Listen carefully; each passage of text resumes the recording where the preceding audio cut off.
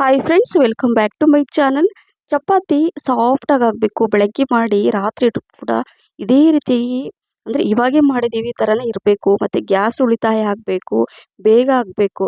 ಅಂದರೆ ಏನು ಮಾಡಬೇಕು ಅಂದರೆ ನಾನು ತೋರಿಸಿದ ವಿಧಾನದಲ್ಲಿ ಈ ರೀತಿ ಚಪಾತಿ ಮಾಡಿ ಗ್ಯಾಸ್ ಉಳಿತಾಯ ಆಗುತ್ತೆ, ಟೈಮ್ ಸೇವ್ ಆಗುತ್ತೆ ಮತ್ತು ಸಾಫ್ಟಾಗಿರುತ್ತೆ.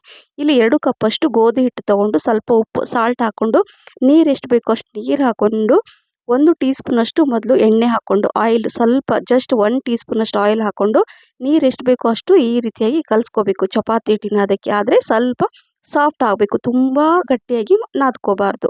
ಇದೇ ನೋಡಿ. ಈಗ ಒಂದು 10 ನಿಮಿಷ ಇದನ್ನು ರೆಸ್ಟಲ್ಲಿ ಇಟ್ಬಿಟ್ಟು ನಂತರ 10 ನಿಮಿಷದ ನಂತರ 10 ಮಿನಿಟ್ಸ್ ಬಿಟ್ಟು ನಾನು ಈ ಥರ ತೋರಿಸ್ತಾ ಇದ್ದೀನಿ ನೋಡಿ. ಅಲ್ಲಿ ನಾನು ಗ್ಯಾಸ್ ಆನ್ ಮಾಡಿ ಹಂಚು ಕೂಡ ಇಟ್ಟಿದ್ದೀನಿ.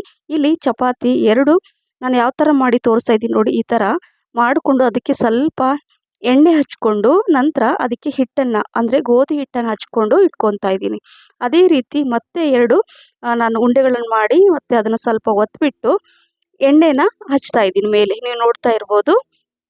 ಈಗ ಮೊದಲು 2ಕ್ಕೂ ಎಣ್ಣೆ ಹಚ್ಕೊಂಡು ಮೊದಲು ಗೋಧಿ ಹಿಟ್ಟನ್ನು ಹಚ್ಕೊಂಡೆ, ನಂತರ ಮತ್ತೆ 2 ಮಾಡಿಕೊಂಡು ಅದಕ್ಕೆ ಎಣ್ಣೆ ಹಚ್ಕೊಂಡು ಈ ಥರ ಒಂದಕ್ಕೊಂದು ಪ್ರೆಸ್ ಮಾಡಬೇಕು. ಗೋಧಿ ಹಿಟ್ಟು ಹಚ್ಚಿರೋದು ಒಂದು ಮತ್ತು ಬರೀ ಎಣ್ಣೆ ಇರೋದನ್ನು ಒಂದಕ್ಕೊಂದು ಈ ಥರ ಒಂದ್ರ ಮೇಲೆ ಒಂದು ಇಟ್ಬಿಟ್ಟು ಅದನ್ನು ಸೈಡಲ್ಲಿ ಇಟ್ಕೊಂಡು ಒಂದೊಂದಾಗಿ ನೀವು ಉದ್ಕೊಳ್ಳಿ. ನೋಡಿ, ಈ ರೀತಿಯಾಗಿ ಬೇಗ ಬೇಗ ಆಗುತ್ತೆ, ಚಪಾತಿ ಸಾಫ್ಟಾಗಿ ಆಗುತ್ತೆ, ಗ್ಯಾಸ್ ಉಳಿತಾಯ ಆಗುತ್ತೆ. ಅದೇ ಪ್ಲಸ್ ಪಾಯಿಂಟ್ ಅಂದರೆ ಗ್ಯಾಸ್ ಉಳಿತಾಯ ಆಗೋದೇ ಈಗ ನಾವು ನೋಡಬೇಕು. ಸೊ ಹಾಗಾಗಿ ಬೇಗ ಆಗುತ್ತೆ ಅಂತಲೇ ಹೇಳ್ತಾ ಇದ್ದೀನಲ್ವಾ. ಸೊ ಕೆಲವರು ಗ್ಯಾಸ್ ವೇಸ್ಟ್ ಆಗುತ್ತೆ ಅಂತ ಚಪಾತಿ ರೊಟ್ಟಿ ಮಾಡೋದು ಕೂಡ ಕಡಿಮೆ ಮಾಡ್ತಾರೆ. ನಾನು ಮಾಡಿದ ರೀತಿಯ ವಿಧಾನದಲ್ಲಿ ನೀವು ಚಪಾತಿ ಮಾಡಿ ಎಲ್ರಿಗೂ ಆಗುತ್ತೆ, ಬೇಗ ಆಗುತ್ತೆ ಅಂತ ಹೇಳ್ತಾ ಇದ್ದೀನಿ. ನೋಡಿ, 2 ಕಡೆ ಸ್ವಲ್ಪ ಎಣ್ಣೆ ಹಚ್ಬಿಟ್ಟು ಈ ಥರ ಬೇಯಿಸ್ಕೊಂಡು ನೋಡಿ ನಾನು ತೋರಿಸ್ತಾ ಇದ್ದೀನಿ ಯಾವ ರೀತಿ ಅದು ಬಿಟ್ಕೊಂಡಿದೆ. ಜಸ್ಟ್ ಹಿಂಗೆ ಓಪನ್ ಮಾಡಿದ ತಕ್ಷಣ ಫುಲ್ ಓಪನ್ ಆಗ್ತಾಯಿದೆ. ಒಂದೇ ಟೈಮಲ್ಲಿ 2 ಚಪಾತಿ ಮಾಡ್ಬೋದು. ಕರೆಕ್ಟಾಗಿ ಬೆಂದಿರುತ್ತೆ, ಹಸಿ ಹಸಿಯಾಗಿ ಕೂಡ ಏನು ಇರಲ್ಲ. ಮತ್ತು ಸೇಮ್ ಅದೇ ರೀತಿಯಾಗಿ ಉದ್ಕೊಂಡ್ಬಿಟ್ಟು ಸ್ವಲ್ಪ ಎಣ್ಣೆ ಹಾಕಿಬಿಟ್ಟು ನಾನು ಅದನ್ನು ಬೇಯಿಸ್ಕೊತಾ ಇದ್ದೀನಿ. ಮೇಲೂ ಕೂಡ ಸ್ವಲ್ಪ ಎಣ್ಣೆ ಬೇಕಾದ್ರೆ ಹಾಕ್ಕೊಳ್ಳಿ ಅಥವಾ ಎಣ್ಣೆ ಬೇಡ ಅಂದರೂ ಕೂಡ ನಡೆಯುತ್ತೆ. ಸೊ ಈಗ ಸೇಮ್ 2 ಕಡೆ ಚೆನ್ನಾಗಿ ಬೇಯಿಸ್ಕೊಂಡು ನೋಡಿ ತೋರಿಸ್ತಾ ಇದ್ದೀನಿ ಯಾವ ರೀತಿ ಓಪನ್ ಆಗುತ್ತೆ ನೋಡಿ, ಎಲ್ಲೂ ಅಂಟ್ಕೊಳ್ಳಲ್ಲ. ಸೊ ಹಾಗಾಗಿ ಟೆನ್ಷನ್ ಫ್ರೀಯಾಗಿ ನಾನು ತೋರಿಸಿದ ವಿಧಾನದಲ್ಲಿ ನೀವು ಒಮ್ಮೆ ಚಪಾತಿ ಮಾಡಿ, ದಿನಾ ಚಪಾತಿ ಮಾಡೋದಂತೂ ಗ್ಯಾರಂಟಿ ಮತ್ತು ತುಂಬ ಸಾಫ್ಟ್ ಇರುತ್ತೆ. ಸೊ ಇದೇ ರೀತಿಯಾಗಿ ನಾನು ಎಷ್ಟು ಚಪಾತಿ ಮಾಡಿದ್ದೀನಲ್ಲ ಎಲ್ಲ ಚಪಾತಿ ಕೂಡ ಎಲ್ಲೂ ಅಂಟ್ಕೊಂಡಿಲ್ಲ. ಸೊ ನೋಡಿ, ಒಂದೇ ಟೈಮಲ್ಲಿ ನಾನು 2 ಚಪಾತಿ ಮಾಡಿ ಈ ಬುಟ್ಟಿಯಲ್ಲಿ ಹಾಕ್ಕೊಳ್ತಾ ಇದ್ದೀನಿ. ಇನ್ನೊಂದು ಸಲ ನಿಮ್ಗೆ ತೋರಿಸಿ ನೋಡಿ. ಈ ಥರ 2 ಉಂಡೆ ಮಾಡಿಕೊಂಡು ಹಿಟ್ಟನ್ನು ಈ ಥರ ಒತ್ಕೊಂಡು ಎಣ್ಣೆ ಹಚ್ಕೊಂಡು ಒಂದನ್ನು ಅಂದರೆ ಒಣ ಹಿಟ್ಟಲ್ಲಿ ಅದ್ಕೊಂಡು ಅದ್ರ ಮೇಲೆ ಇಟ್ಟು ಈಗ ಈ ಥರ ಉದ್ಕೋಬೇಕು. 2 ಸಮವಾಗಿರುತ್ತೆ. ನೋಡ್ತಾ ಇರ್ಬೋದು ನೀನು ಎಷ್ಟು ಚಪಾತಿ ಮಾಡಿ ತೋರಿಸಿದ್ನಲ್ಲಿ ಎಲ್ಲ ಒಂದೇ ಥರ ಒಂದೇ ಸೈಜಲ್ಲಿ ಬರುತ್ತೆ, ಚಿಕ್ಕದು ದೊಡ್ಡದು ಕೂಡ ಆಗಲ್ಲ. ಸೊ ನೋಡಿ, ಈ ರೀತಿಯಾಗಿ ಉದ್ಕೋಬೇಕು. ಹಿಟ್ಟು ಮಾತ್ರ ಗಟ್ಟಿಯಾಗಿ ಕಲಿಸ್ಕೊಳ್ಳೋಕೆ ಹೋಗಬೇಡಿ.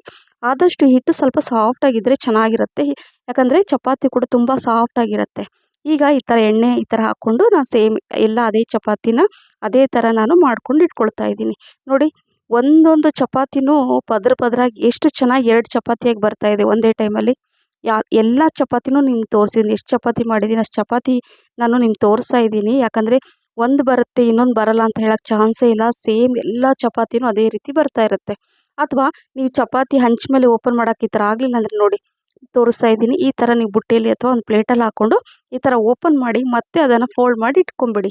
ನೋಡಿ ಯಾವ ರೀತಿ ತೋರಿಸ್ತಾ ಇದ್ದೀನಲ್ವ ಅದೇ ರೀತಿಯಾಗಿ ಮಾಡ್ಕೊಂಬಿಡಿ. ಸೊ ಹಾಗಾಗಿ ಟೈಮ್ ಸೇವ್ ಆಗುತ್ತೆ, ಗ್ಯಾಸ್ ಕೂಡ ಉಳಿತಾಯ ಆಗುತ್ತೆ ಅಂತ ಹೇಳ್ತಾ ಇದೇ ರೀತಿ ನಾನೆಲ್ಲ ಚಪಾತಿ ಮಾಡಿ ತೋರಿಸಿದ್ದೀನಲ್ವ. ಸೊ ಇವತ್ತೇ ನೀವು ಟ್ರೈ ಮಾಡ್ತೀರಲ್ವ. ಸೊ ಸೂಪರ್ ಸಾಫ್ಟಾಗಿರುತ್ತೆ, ಹತ್ತಿ ಥರ ಇರುತ್ತೆ, ರುಚಿನೂ ಇರುತ್ತೆ.